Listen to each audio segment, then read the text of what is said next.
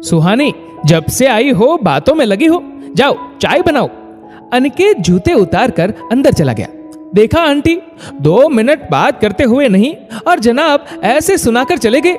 अगर तुम थक कर आ रहे तो मैं भी नौकरी करके आ रही हूँ। मेरा ऑफिस भी इतना दूर, यूं लगता है मानो मेट्रो में सफर करते करते जिंदगी का सफर ही खत्म हो जाएगा। सुहानी पड़ोस की शर्मिला आंटी से बात करते हुए अंदर आ गई। सुहानी और अनिकेत दोनों पति पत्नी वर्किंग मेट्रो सिटी की भागदौड़ भरी जिंदगी में दोनों को एक दूसरे के लिए समय ही नहीं मिल पाता। सुहानी का मायका दिल्ली में होने के बावजूद भी वो सिर्फ फोन पर ही बात कर पाती। ऑफिस से छुट्टी मिलते ही या वार त्योहार पर अनिकेत को अपने घर कानपुर जाने की लगती। वहां जाते ही वो सुकून के पल बिताता, पर सुहानी को वहां भी सुकून नहीं।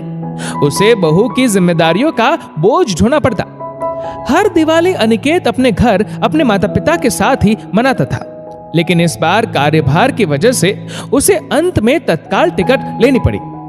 सुहानी 6 बजे की ट्रेन के हिसाब से 3 बजे ऑफिस से निकल गई थी, लेकिन धनतेरस की वजह से इतना ट्रैफिक था कि वो जाम में फंस गई। कहाँ हो सुहानी, आज इतना लेट कैसे हो गया? मैं सब समझता हूँ, तुम वैसे ही ससुराल जाकर खुश नहीं हो, इसीलिए जानबूझकर लेट कर रही हो। अनिकेत फोन पर चिल्लाया। सुनो, मैं जल्दी पहुंच जाऊं इसके लिए मैंने कैब करी। मुझे क्या पता था मैं फंस जाऊंगी। मेरा ससुराल जाने का मन हो या ना हो, जाना तो पड़ेगा। फिर क्या फायदा नाराजगी से। सो मैं चुपचाप चलती हूँ। उसके बाद आप क्या सोचते हो मुझे फर्क नहीं पड़ता। सुहानी भी 2 टुक सुना दी। जब त्योहार का माहौल है, जाम की वजह से मैं अपनी गाड़ी नहीं ले जा रहा, ना ही कैब करवाई, और तुम कैब से आकर बड़ी समझदारी दिखा रही हो। अनिकेत चिल्लाता रहा। शर्मिला आंटी अनिकेत को सामान के साथ खड़ा देख सारा माजरा समझ गई। बेटा, वैसे मुझे बोलने का कोई हक नहीं, फिर भी ये बुजुर्ग महिला अपने अनुभव से कुछ कहे तो बुरा तो नहीं मानोगे? अरे आंटी, क्यों शर्मिंदा कर रहे हो आप? इस अनजान शहर में अपना कहने को कोई है तो सिर्फ आप। प्लीज कहिए ना। बेटे, मुझे नहीं लगता तुम लोग स्टेशन तक पहुंच पाओगे, शर्मिला आंटी झिझक कर बोली। हाँ आंटी, सब सुहानी की बेवकूफी से। आज ऑफिस जाती ही नहीं, 4 सालों में पहली बार ऐसा हुआ। इस बार तो संजोग ही ऐसा बन रहा कि ट्रेन बस कुछ मिल ही नहीं पा रहा। बड़ी मुश्किल से ट्रेन की टिकट अरेंज की, वो भी इस औरत की बेवकूफी से वेस्ट हो गई। अनिकेत चिढ़ते हुए बोला। मैं नहीं जानती बेटा इस बार का सफर तुम्हारा कैसा जाएगा, पर मैं ये जानती हूँ, जिंदगी के सफर को सुखमय बनाने के लिए पति पत्नी दोनों का योगदान बराबर होना चाहिए। तुमने सुहानी को जॉब करने की आजादी देकर समझदारी और परिपक्व सोच का परिचय दिया, लेकिन उसके काम को तुम्हारा दिमाग आज भी वो सम्मान नहीं दे पाया। आंटी, आप कहना क्या चाहती हो? मैं कुछ समझा नहीं। औरत नौकरी करती है, सो अब घर के कामों से मुक्त हो गई, ससुराल से दूर रहती है, सो उसको सब आजादी है। तो अब मायके जाकर क्या करेगी? अपने दिलो दिमाग को इस संकीर्ण सोच से आजाद करो। औरत की नौकरी का मतलब वो फ्री नहीं, बल्कि घर की बाहर की दोनों जिम्मेदारियों का वहन करती है।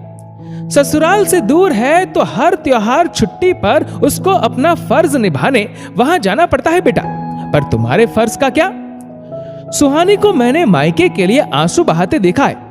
जो भावनाएं अपने माता पिता के लिए तुम्हारी है वैसी ही उसकी है, पर वो औरत है, एक पत्नी है, सो उसे अपनी भावनाओं के ऊपर तुम्हारी भावनाओं को रखना होता है। आंटी, वो मुझसे तो कुछ नहीं कहती, चिड़चिड़ी जरूर रहती है, लेकिन शिकायत नहीं करती। अनिकेत हैरानी से बोला। सब औरतें एक जैसी नहीं होती, सुहानी अलग है। वो इंतजार करती है कि तुम उसे कहो, तुम्हें खुद से एहसास हो।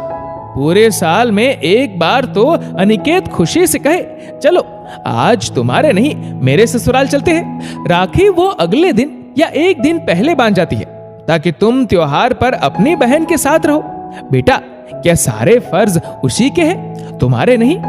मैंने दुनिया देखी है, पति पत्नी एक दूसरे का सहारा होते हैं, तो एक दूसरे की भावनाओं को बिन कहे समझना, उनकी कदर करने से ही जिंदगी का ये सफर आसान होता है। बेटा, ज्यादा बोल दिया हो तो बुरा मत लगाना, शर्मिला आंटी इतना कह अपने घर के अंदर चली गई। इधर सुहानी की ये सोच सोच कर हालत खराब थी कि आज तो अनिकेत घर के बाहर ही तमाशा करेगा।